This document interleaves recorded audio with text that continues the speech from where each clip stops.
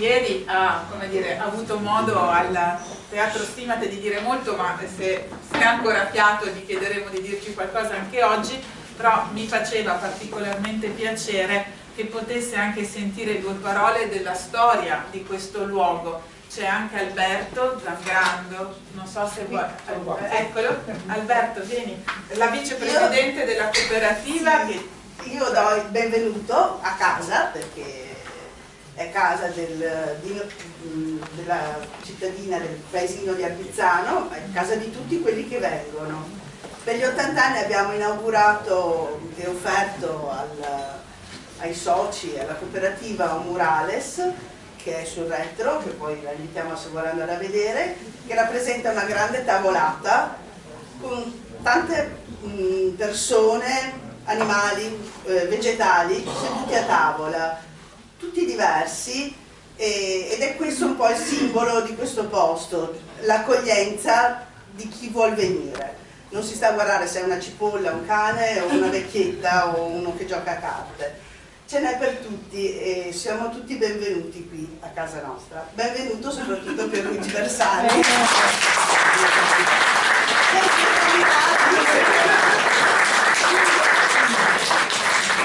Allora, questo è il libro, Alberto?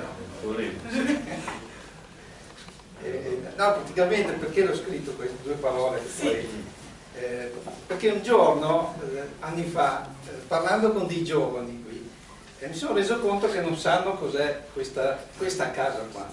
E non solo, non sanno neanche cosa sono le case del popolo. Allora ho detto, qualcosa deve rimanere, anche perché è una storia interessante questa casa qua. Allora ho cominciato a raccogliere documentazione e dall'inizio un aneddoto interessante, che è nata qua ad Arbizzano nel 1945, c'era un comitato di liberazione di Arbizzano. I componenti dei documenti poi che ho prodotto lì dentro, i componenti sono quelli che poi hanno fondato la cooperativa nel 1945.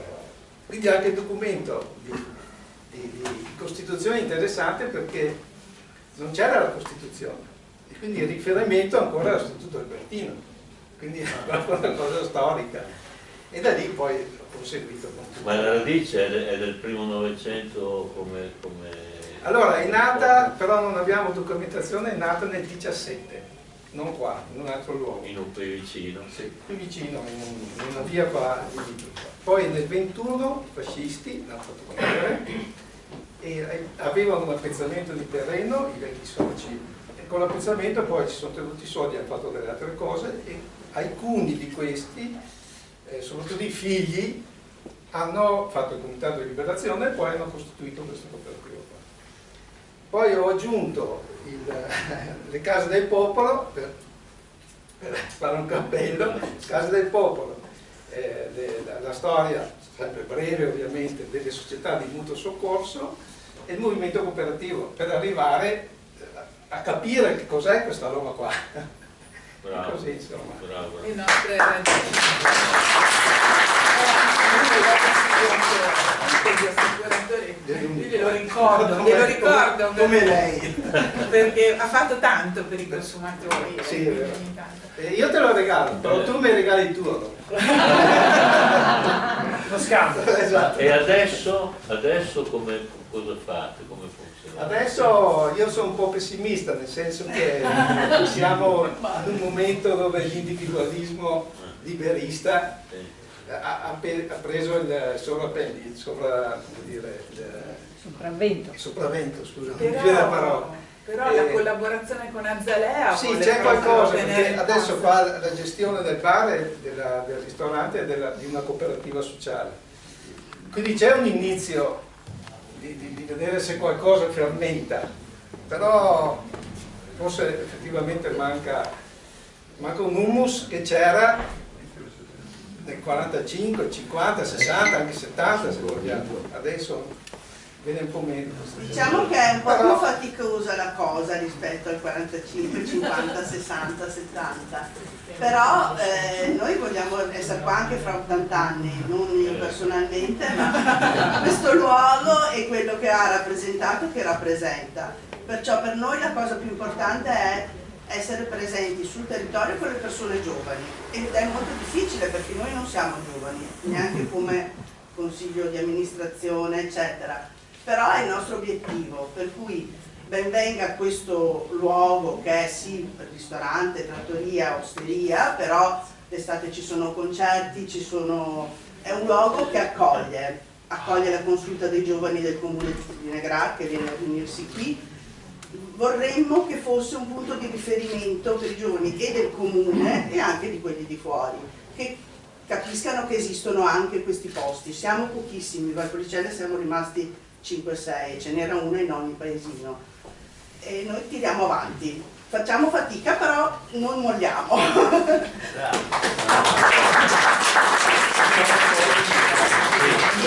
Posso introdurre un momento, che ho avuto anche la fortuna di farla da presidente per alcuni anni, però questo è stato il luogo dove la sinistra ha elaborato le proprie proposte dal 45 in poi e ha in qualche maniera partecipato alla gestione dell'amministrazione del comune. Questo luogo è stato sede del Partito Socialista, del Partito Comunista, oggi è sede del Partito Democratico e quindi direi che una delle valenze fondamentali di questa cooperativa è stato proprio essere il luogo della politica, dove ci siamo confrontati, siamo cresciuti e abbiamo portato avanti le nostre attività, il nostro lavoro.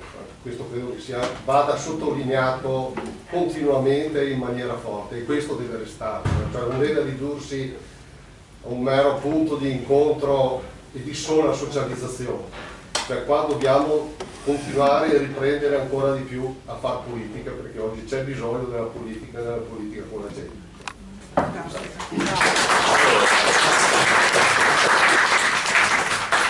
Grazie di questa occasione.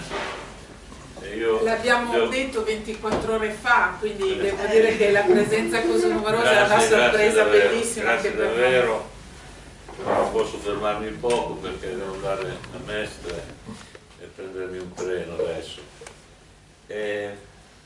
Conosco, come potete immaginare, io sono emiliano e conosco questa trafila qui e ne riconosco un elemento prezioso, incredibilmente prezioso, per chi vuol riflettere su come le idee della sinistra, di una sinistra sociale, perché questo tema della politica con la mutualità e l'accoglienza sono la stessa cosa, sono gemelli siamesi, che una politica vera non deve mai separare. Questo è il primo insegnamento che viene da queste vicende bellissime che hanno traghettato sostanzialmente nella società, in mezzo delle bufere incredibili della storia, hanno traghettato l'idea di una sinistra popolare. Una radice al primo Novecento, una radice socialista, anarchica, che avrete vissuto anche qui certamente in queste zone, ispirata dalle grandi figure, no? Mazzini, Andrea Costa, e lì la prima idea di vedere delle risposte associative, mutualistiche a dei bisogni sociali. Io anche adesso quando faccio i libri anch'io e mi parlano, dicono come deve essere il linguaggio della sinistra, dice tu un complimento che mi fanno, dice tu parli chiaro, si capisce quel che dici, ma io non parlavo mica chiaro quando ero studente, è tenere quel profilo lì di rapporto diretto con la vita comune che ti dà anche un linguaggio che si comprende, e io continuo a riflettere su quale lingua usassero quelli che venivano a spiegarla la cosa, una società di mutuo soccorso, e dovevano farla capire a dei contadini totalmente analfabeti. si saranno scervellati per farsi capire, no? Ecco, qui è uno sforzo che la sinistra anche oggi dovrebbe fare, cioè cercare di avere il linguaggio della vita comune, dei suoi problemi. E via via le botte del fascismo, che è stata una bufera che non è riuscita a sradicare quel seme lì. Qualche volta ha cercato di metterselo in tasca, di appropriarlo, di battezzarlo, non è riuscito. E poi l'incrocio col movimento di liberazione e l'avvio dopo di qualcosa che faceva un passo in là ma sostanzialmente riprendeva quei valori là. Se io guardo la storia della mia regione si vede molto chiaro che nel dopoguerra vengono riprese tutte le motivazioni e le iniziative del primo movimento socialista del Novecento e ci si mette dentro una cosa nuova, il partito politico, il partito organizzato, e ci si mettono dentro i valori della resistenza che è arrivata ad aggiungere, no, dopo il sangue, le fatiche, ad aggiungere valore a questa corrente, e lì si fanno dei passi e si arriva, diciamo, a costruire un movimento cooperativo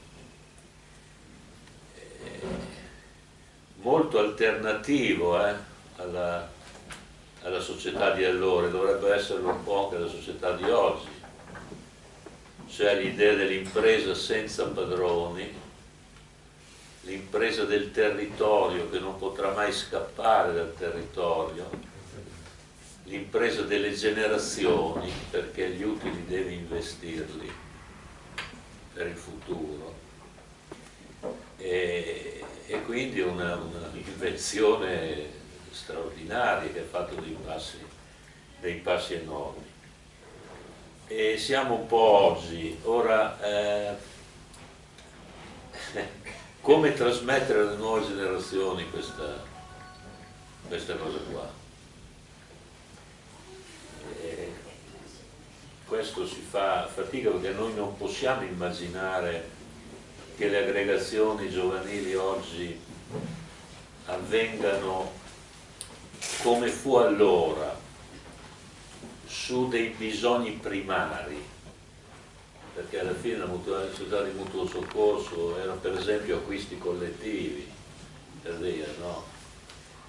E questo non è possibile. Oggi le aggregazioni giovanili arrivano sostanzialmente per altre vie, che sono vie culturali che possono diventare politiche, che sono i grandi temi che possono essere messi a terra. Loro hanno in testa, quando sfiorano la politica, hanno in testa la pace e la guerra, il clima, i diritti, la condizione femminile, no? Quelli che si avvicinano un po', che si interessano, hanno questa cosa, e anche quando si accostano alle realtà più vicine a loro, al loro comune, al loro municipio, alla loro cosa, fanno fatica a volte ad avere quella scuola lì, cioè la scuola che abbia il linguaggio della vita comune, la semplicità. In genere sono acculturati, in genere sono... allora come fare? Beh, questo dovete vederlo voi, perché bisogna inventarsi qualcosa. Bisogna inventarsi qualcosa. Però guardate, una volta che ne beccate anche 3 o 4, guardate che spiegargliela questa roba qui gli dà un valore aggiunto, gli dà più sicurezza. Possono pensare di essere eredi di qualcosa, di dover mandare avanti dei carri nobili, veri, importantissimo di divulgare, diffondere, spiegare. Adesso avete fatto 80 anni, può essere, mi piace molto, questi sono preziosissime queste cose qui, guarda, sono preziosissime. Sono preziosissime perché a un certo punto queste cose vanno testimoniate. Adesso avere altri 80 anni davanti, come è necessario, indispensabile, necessario, bisogna inventarsi qualcosa per la nuova generazione. Non c'è più l'esigenza di raccogliere sui bisogni primari, bisogna tirare su un po' il tiro, poco da fare, così. Poi da lì ci può essere l'impegno anche locale, perché i temi ambientali, i temi della convivenza, i temi dello sguardo del più debole, sono temi che puoi declinare anche a livello locale, dove sei, ecco. Però bisogna alzare un po' il profilo del nostro rapporto con questa generazione qui. Per esempio c'è il grande tema delle tecnologie, no? Cioè, è inutile che diamo la testa al muro, perché ci rompiamo i marroni, questa roba qui. Cioè, è così, è così. E quindi poi naturalmente non posso essere io, forse non potete essere tanti di voi a maneggiare queste novità. Però 2 o 3 giovani che hanno familiarità con queste cose, che possono per il vostro 80° un po' di questa roba lì gestirsela, no? Dei canali nuovi, perché non è che ci vogliono le masse, ne bastano con nuovi strumenti, basta poca roba, quindi insomma cerchiamo qui e altrove di fare questo sforzo, perché ragazzi qui andiamo dal 900 al 2024, ma bisogna andare avanti questa cosa qui.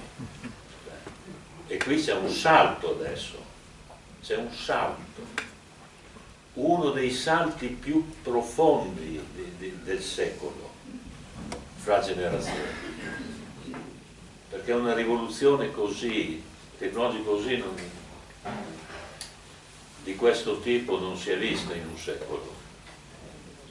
E quindi insomma, se vi viene qualche idea ditemela, se vi viene da me la dico a voi. Intanto vi faccio tanti auguri e complimenti per gli 80 anni e avanti, mai mollare, mai mollare. Io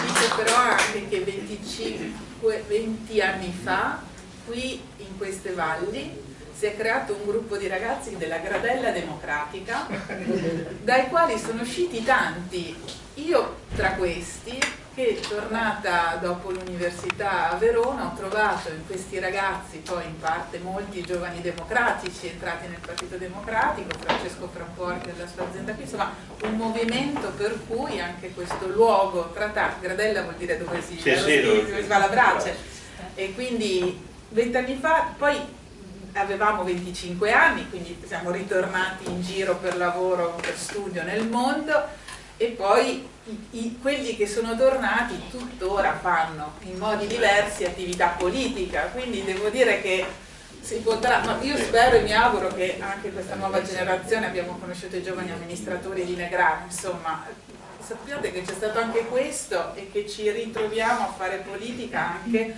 un gruppo di 40 ragazzi di tutti i comuni della Valpolicella. È stata breve ma assolutamente generativa quel momento lì. Sì, perché una delle novità di cui tener conto è che una volta i giovani stavano lì, adesso girano, vanno, studiano, tornano, un po' ci sono, un po' non ci sono, no?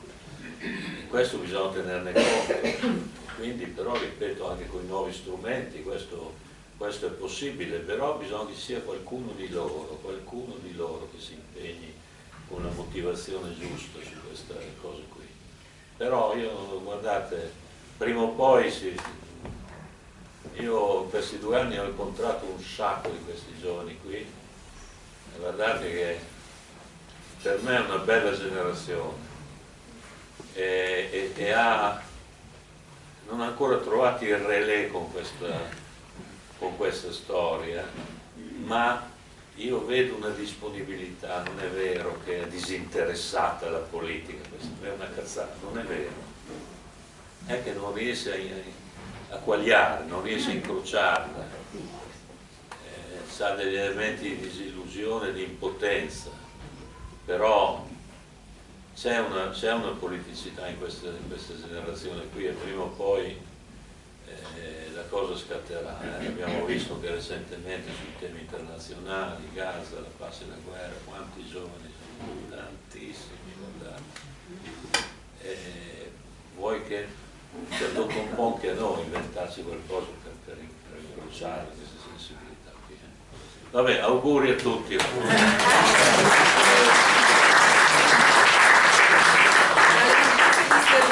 Ci sono 23 copie del libro di Bersani che abbiamo da ieri e quindi non litigate, sono 23, non so se avrà un minuto per firmarvela, 22, ecco, però ce li abbiamo, una lui, una è di Alberto, una è donata da Alberto. Operativa magari, grazie. Abbiamo gli ultimi 15 giorni di campagna elettorale, sono i giorni più significativi e come forse hai già detto ieri dobbiamo fare la nostra parte e non voglio dirlo al posto tuo perché sai, no, hai insomma, ancora adesso pochi minuti. passiamo all'appuntamento da adesso. Io la vedo così la raccontavo ieri sera.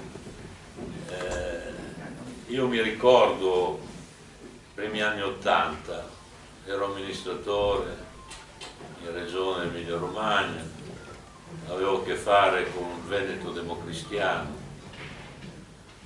eravamo diversi certamente per ispirazione, però devo dirvi che sui grandi temi sociali ci si trovava facilmente.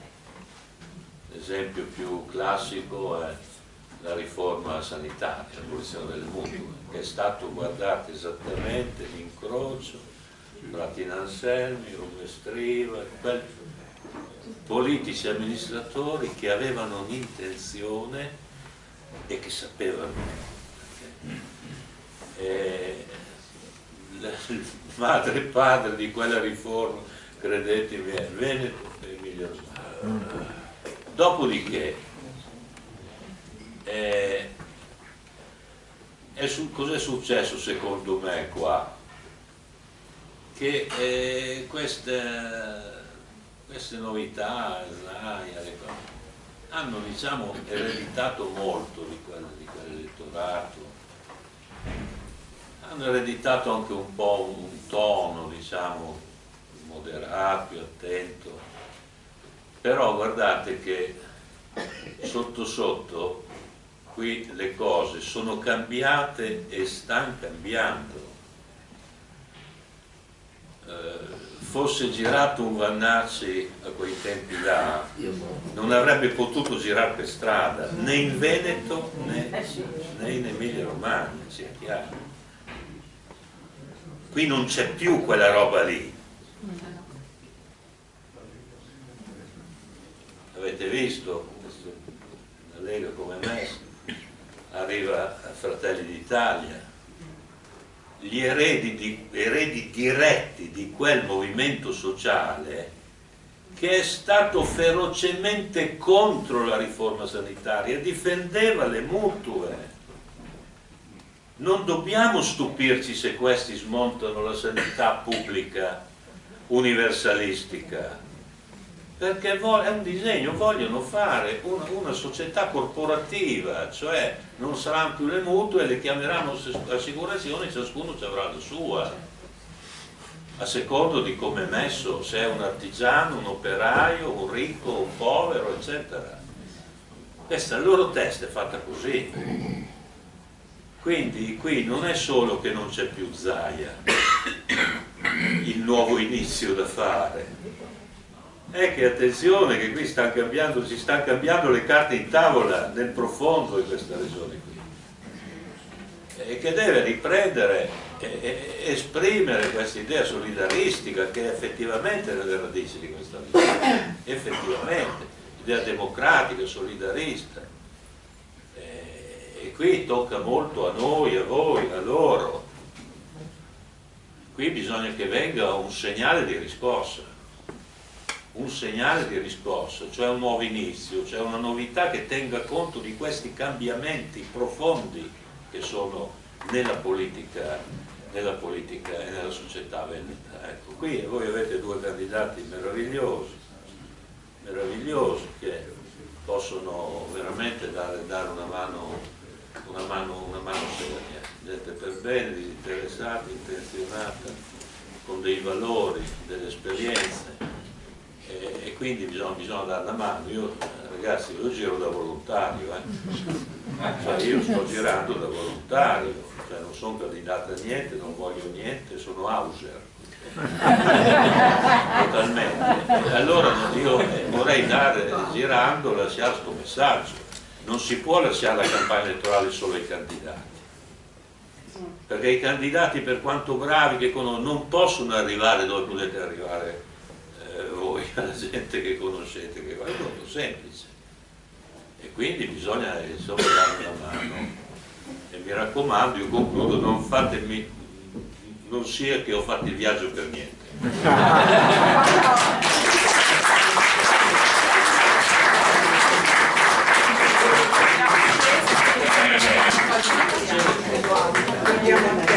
Abbiamo 5 minuti però.